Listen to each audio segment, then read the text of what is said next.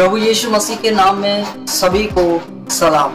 आज की इस वीडियो में हम ये जानेंगे कि क्यों लोगों को फ्रस्ट्रेशन में जिंदगी बितानी पड़ती है, क्यों लोग निराश हो जाते हैं, क्यों डिप्रेशन में चले जाते हैं। मैं आपके सामने एक ऐसे व्यक्ति की जिंदगी को रखने वाला हूँ जो व्यक्ति फ्रस्ट्रेशन में चला गया, जिस व्यक्ति ने किसी पर गुस्सा किया, क्रोध किया और गुस्सा और क्रोध करने से उसका खुद का नुकसान होने वाला था, परंतु वह बच गया। इस वीडियो को अंत तक जरूर देखें, तभी आप समझ पाएंगे।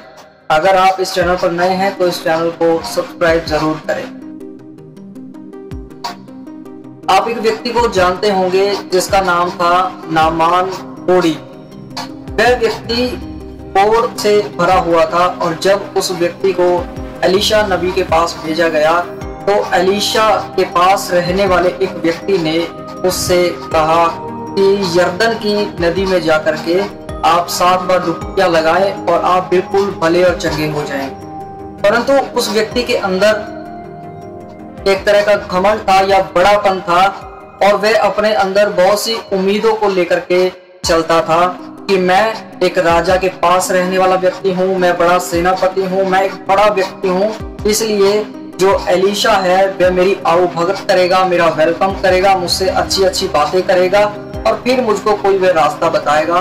परंतु आपको जानकर के यह हैरानी होगी कि एलीशा ने ऐसा कुछ भी नहीं किया और इस बात के चलते नामान कोढ़ी गुस्से से भरा, क्रोध से भरा और वहां से वह वापिस आ गया। परंतु एक व्यक्ति था जिसने नामान कोढ़ी को समझाया और नामान कोढ़ी को यह समझ में आया कि सच में वह अपना ही नुकसान करने पर था।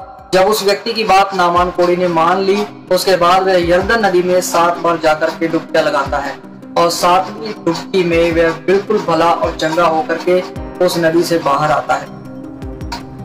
यह छोटी सी चीज, छोटी सी कहानी हमें यह बताती है कि किसी पर भी ज्यादा उम्मीद लगाना हमारे लिए नुकसानदायक होता है, ना कि किसी दूसरे व्यक्ति के लिए। एक मसीही व्यक्ति के जीवन में खास करके जो परमेश्वर के साथ चलना चाहता है उसको सिर्फ और सिर्फ भरोसा और उम्मीद परमेश्वर पर होनी चाहिए। और जब कोई भी व्यक्ति अपने बारे में जब ये सोचता है कि मैं कुछ बड़ा हूँ, मेरे साथ कुछ अच्छा होना चाहिए, मेरे साथ लोग बात करना चाहिए, मेरे से कुछ ऐसी चीजें होना चाहिए जो मैंने अपने माइंड में या अपने मन में सोच करके रखी है, और जब ये चीजें नहीं होती है तब व्यक्ति फ्रस्ट्रेशन में जाता है, तब वह व्यक्ति निराशा में या डिप्रेशन में जाता है। पर वहां पर भी कोई व्यक्ति अगर ऐसा हो जो किसी के समझाने पर मान जाए तो वह अपना नुकसान करने से बच जाएगा। इसी तरह प्रियो, जब आप अगर किसी पर ज्यादा उम्मीद लगाए हुए हैं तो अपनी उम्मीद को परमेश्वर की ओर मोड़िए। परमेश्वर आपको कभी भी निराशा में नहीं जाने देंगे, डिप्रेशन में नहीं जाने देंगे। परमेश्वर हमेशा ही आपको सही मार्ग बताएंगे, सही दिशा देंगे। परंतु लोगों की तरफ आप जब ज्यादा ध्यान देंगे कि लोग मेरे साथ अच्छा चलना चाहिए परंतु कोई चल नहीं रहा, लोग मेरे सामने हाथ जोड़कर खड़े रहने चाहिए पर कोई खड़ा नहीं हो रहा, तो आपको दुखी होना वहां पर तय है, क्योंकि आपने लोगों के साथ कुछ ज्यादा ही उम्मीदें रख रखी है। और परमेश्वर का वचन कहता है कि मनुष्यों पर नहीं परंतु सिर्फ और सिर्फ परमेश्वर पर भरोसा रखो और उम्मीद रखो कि वह आपके लिए अच्छे दिनों को लेकर के आएगा। क्योंकि वचन ऐसा कहता है कि मन फिराओ, और इसलिए मन फिराओ ताकि परमेश्वर की ओर से आपके लिए सुख के दिन आए। बहुत से लोग ये बोलते हैं कि बाइबल सुख के दिनों के बारे में बात नहीं करती, परंतु मैं आपको बताना चाहता हूं कि बाइबल का परमेश्वर अपने लोगों के जीवन में सुख लेकर के आता है। और बाइबल में ऐसे ढेरों वचन आपको मिल जाएंगे जो बताते हैं जो परमेश्वर पर विश्वास करता है वह विश्वासी सुख की जिंदगी जीता है इस धरती पर भी, और बाद में भी जब यीशु मसीह आएगा उसको अपने साथ लेकर के जाएगा। उसके बाद के जीवन को हम जानते हैं, इसमें ना तो रोना है, ना दांत पीसना है, ना वहां पर किसी तरह का लड़ाई है, ना बैर है, ना झगड़ा है, ना ईर्ष्या है। तो ये सब चीजें जलन के कारण, बैर के कारण होती हैं। ये सब चीजें इसलिए होती है क्योंकि धीरे धीरे किसी ना किसी चीज की कुड़कुड़ाहट किसी व्यक्ति के अंदर होती है, और जब इन चीजों को हम खत्म कर देंगे तब जाकर के हमारे अंदर से फ्रस्ट्रेशन जो है वह खत्म हो जाएगी, निराशा खत्म हो जाएगी। हम उन चीजों को देखें जो परमेश्वर ने हमें दी है।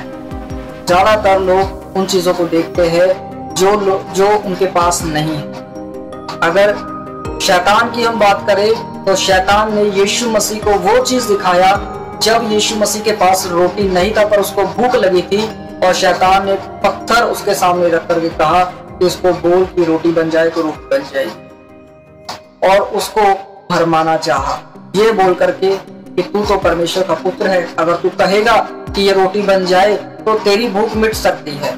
इसी प्रकार शैतान आज भी लोगों को वही चीजें दिखाता है जो चीजें उनके पास नहीं है, ताकि वे अशांति में जीवन जिए, ताकि फ्रस्ट्रेटेड रहे, एक दूसरे से जलन करते रहे, ईर्ष्या रखते रहे, ताकि दुष्ट आत्माओं को जगह मिल सके काम करने। इसीलिए बाइबल ये कहती है जब किसी व्यक्ति में से एक बुरी चीज निकलती है तो उसको सतर्क रहना है, परमेश्वर के वचन से भरे रहना है। अगर कोई व्यक्ति का हृदय, अगर किसी व्यक्ति का जीवन झाड़ा बुहारा किसी दुष्ट आत्मा को मिलेगा तो निकली हुई दुष्ट आत्मा, निकली हुई बुरी चीज अपने साथ 7 और बुरी चीजों को लेकर के आती है और कुल मिलाकर के वे 8 हो जाती है। तो आप सोचिए कि वे 8 चीजें उस व्यक्ति का क्या हाल करेंगी।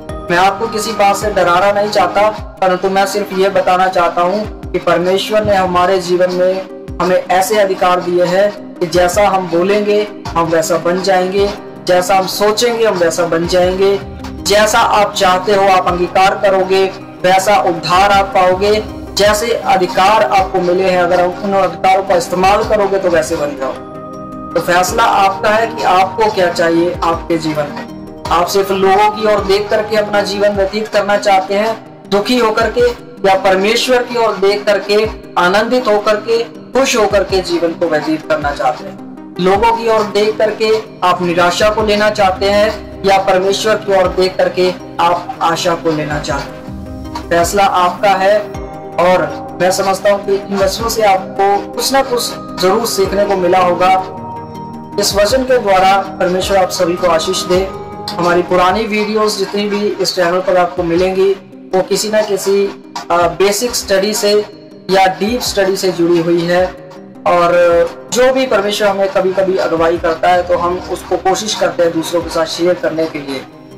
जिस भी वचन में आपको ये लगे कि किसी के साथ शेयर करना चाहिए तो इन वचनों को आप जरूर शेयर करें, ताकि इन वचनों के द्वारा किसी दूसरे व्यक्ति का जीवन निराशा में या डिप्रेशन में जाने से बच सके। प्रभु आप सभी को आशीष दे। सबको जय मसीह।